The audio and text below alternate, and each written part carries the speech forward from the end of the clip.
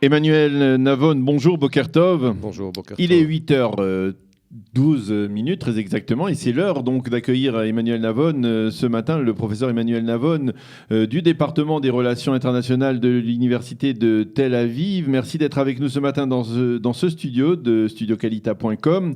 Nous vous recevons avec plaisir pour nous parler de l'inauguration d'un centre d'études stratégiques qui a été inauguré avant-hier soir au centre Begin à Jérusalem et dont vous êtes l'un des partenaires. Alors expliquez-nous un peu de quoi s'agit-il. Alors effectivement, il s'agit d'un nouveau centre de recherche, ce qu'on appelle en anglais un think tank. Oui. En France, il y a des équivalents effectivement tels que l'IRIS et l'IFRI, des centres de recherche dans le domaine des relations internationales, politique étrangère, études sécuritaires. Pourquoi un nouveau centre en Israël? Alors, parce qu'il y en a un qui existe à Tel Aviv, si je ne m'abuse, qui est connu avec le professeur, Yadlin. Oui, tout à fait. Amos Yadlin, et donc voilà. Qui lui dirige le INSS, qui est un grand centre très respecté en Israël, qui effectivement est dans ce domaine des études stratégiques et de politique étrangère. Et l'INSS est effectivement le centre dominant dans ce domaine en Israël. Mais autour de cela, il n'y a quasiment rien pour qu'il y ait justement un débat d'idées et une diversification d'idées. C'est la raison pour laquelle a été créé le centre de Jérusalem, et j'insiste sur Jérusalem, puisque les autres centres sont à Tel Aviv en général. L'INSS est à Tel Aviv, le centre Jérusalem d'études stratégiques, qui vient apporter un autre point de vue, ou d'autres points de vue justement, et apporter une diversification des points de vue dans ce domaine en Israël. Alors avant de rentrer dans le cœur du débat et de l'action et des défis que veut relever ce centre, qui sont les responsables, ceux qui ont initié ce centre? Alors il y a d'abord le professeur Ephraim Inbar, qui de l'université de Bar-Ilan, qui pendant de nombreuses années a été à la tête du centre Begin Sadat pour justement les études stratégiques à l'université de Bar-Ilan. Et la plupart des chercheurs du centre sont venus avec lui créer ce nouveau centre à Jérusalem justement.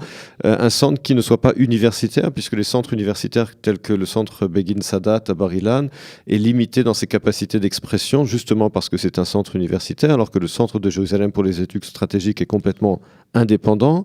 Nous avons également... Et puis, il y a le général Yaakov Amidror. Yaakov Amidror, effectivement, qui est l'ancien conseiller à la sécurité nationale. Également son ancien adjoint, Eran Lerman, qui est également mon collègue à l'université de Tel Aviv, et de nombreux chercheurs qui sont aujourd'hui reconnus comme étant des leaders dans leur domaine, dans différents domaines. Et donc, par conséquent, une équipe de gens très en pointe qui vont venir apporter un nouveau son de cloche aux études stratégiques et internationales en Israël. Et vous êtes, on va dire, la branche francophone de ce centre, ou alors même plus que cela? À ma connaissance, je suis le seul francophone dans ce centre, mais bon, effectivement, de toutes les manières... Ce n'est pas en tant que francophone que vous y êtes, mais en tant que... Oui, de toutes les manières, les publications sont en anglais et en hébreu, mais j'insiste sur le fait que, justement, les publications, le but du centre, c'est effectivement d'influencer les décideurs et les journalistes, les médias israéliens.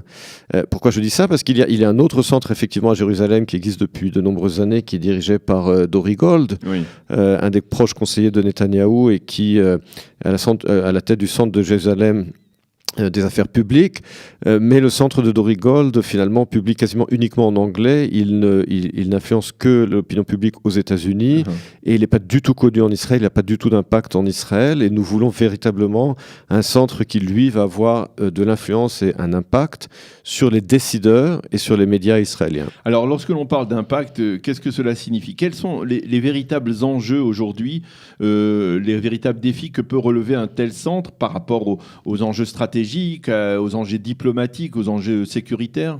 Vous savez, l'importance de ce genre de centre, de ce genre de think tank, pas seulement en Israël, c'est de donner des outils aux décideurs et une vue d'ensemble avec une perspective. Pourquoi je dis ça? Parce que souvent, les décideurs, les hommes politiques, les ministres, ils n'ont pas le temps véritablement d'approfondir les choses, d'avoir une vue d'ensemble, de prendre des décisions stratégiques.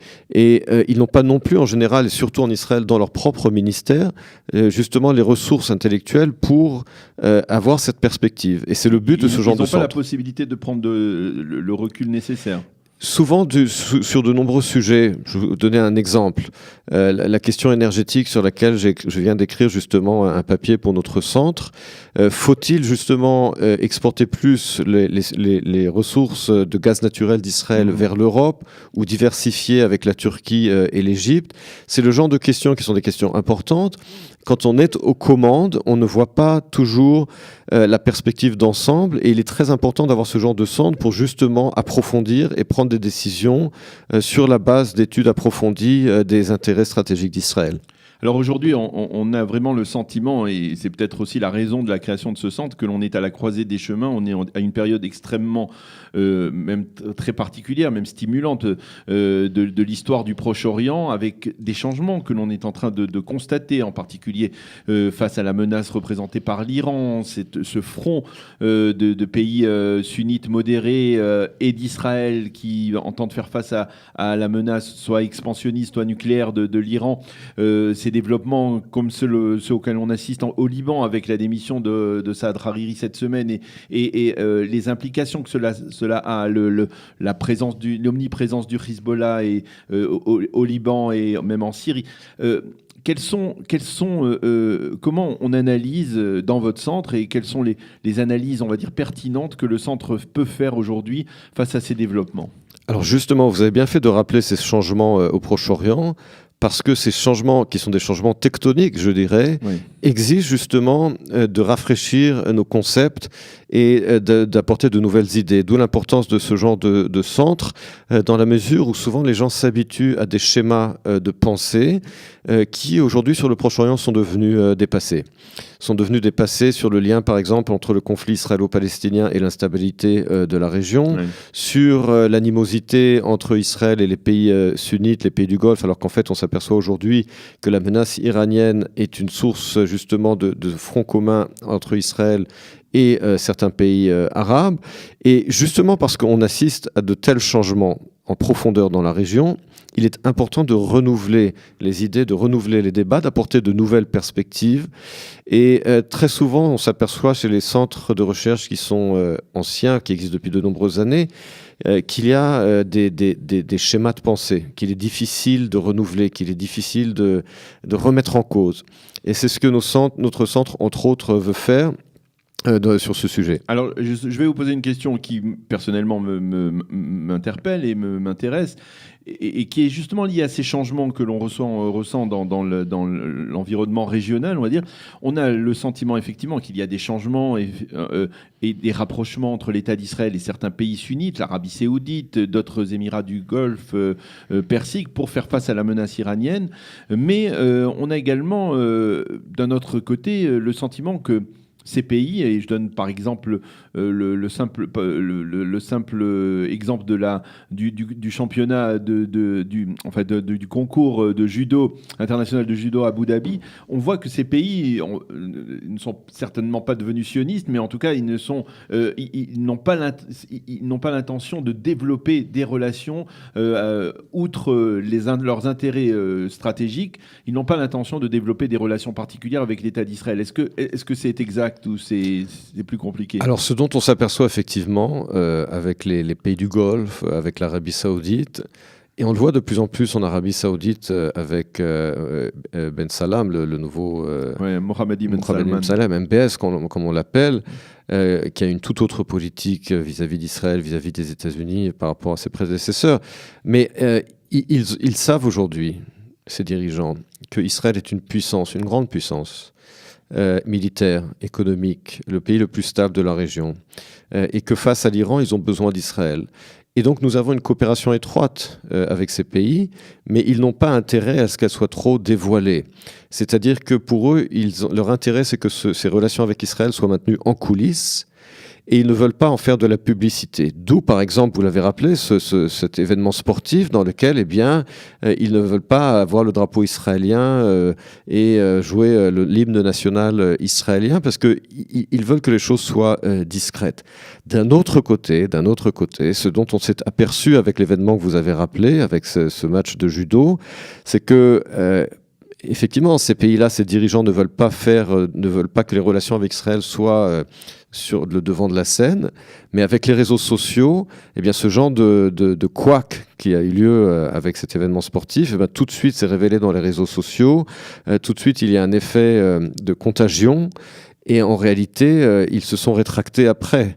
Et c'est ça une des grandes forces aujourd'hui des réseaux sociaux, c'est qu'on peut exposer au monde entier ce genre de comportements qui sont vraiment dépassés et indignes. Et au bout du compte, eh bien, ils se sont rétractés. Mais on a effectivement le sentiment, toujours dans le même contexte, que il y a toujours deux poids, deux mesures dans la relation entre ce monde arabe, on va dire modéré, et l'État d'Israël. Donc effectivement, cette collaboration en coulisses en matière de sécurité, c'est un peu la même chose avec l'autorité palestinienne, puisqu'il y a une coopération sécuritaire. C'est un peu la même chose aussi avec la Jordanie, puisque d'un côté, eh bien, la Jordanie reçoit d'Israël de l'eau en quantité suffisante pour vivre, et d'un autre côté, eh bien, les Jordaniens se conduisent avec Israël de manière extrêmement rigoureuse et rude. On est condamné à ce type de relation. Et c'est la même chose également avec l'Égypte. Oui, avec l'Égypte, aujourd'hui, avec Al-Sisi, on a une coopération sécuritaire très étroite, mais c'est vrai que le discours officiel, les médias, les universités, etc., restent très hostiles avec Israël. Alors, il faut bien comprendre que pour les dirigeants arabes, Israël, ça reste quand même un sujet impopulaire. Dans la rue arabe, que ce soit à Amman, que ce soit au Caire. Mais d'une certaine manière, ça ne dérange pas tellement Israël, puisque vous avez parlé de la Jordanie. Avec la Jordanie, on a signé un énorme contrat de gaz naturel. Donc pour que Israël justement fournisse du gaz naturel avec la Jordanie. Oui, mais en même temps, la Jordanie est le moteur, par exemple, de l'action des Palestiniens dans les instances internationales. Effectivement, mais en fait, ce qui est plus important pour Israël... On ne peut pas, du côté israélien, exiger en contrepartie de l'aide que l'État d'Israël fournit sur le plan sécuritaire à tous ces pays, peut-être de se modérer aussi dans leur positionnement. Je veux dire, la véritable question pour Israël, c'est quel est l'intérêt d'Israël. Oui.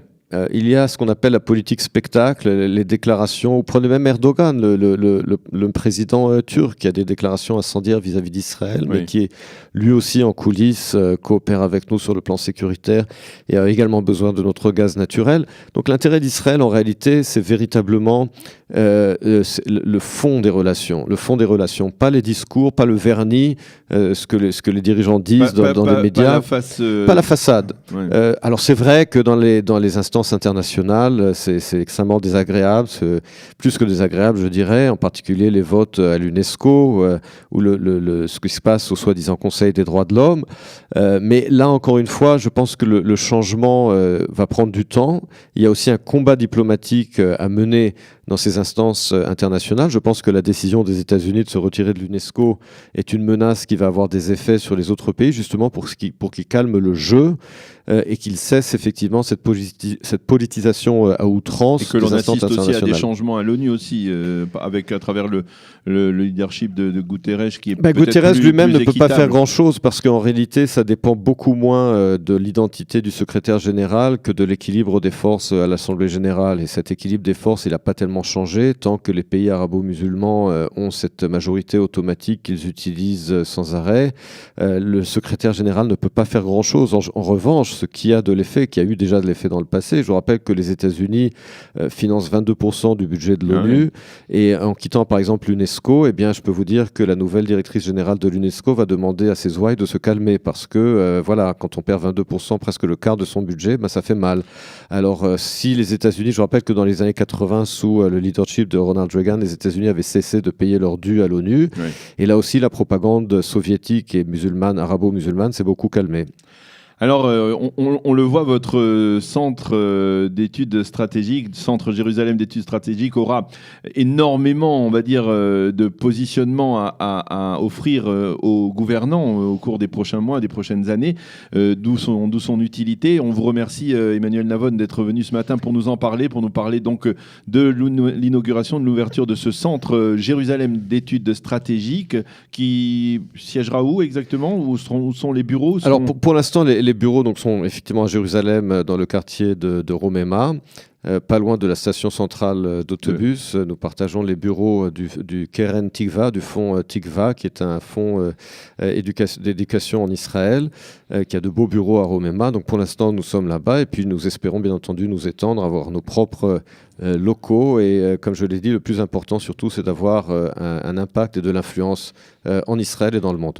Merci beaucoup encore une fois, professeur Emmanuel Navon, d'avoir été avec nous ce matin pour nous parler de la création de ce centre et de ses défis, donc assez importants donc, dans le contexte régional. Il est 8h28 sur studiocalita.com. Nous marquons une petite pause et on retrouve dans quelques instants Eliana Gurfinkel et sa chronique Un jour, notre histoire, qui est consacrée au 8 novembre 1942, l'opération Torche, débarquement des Alliés en Afrique du Nord.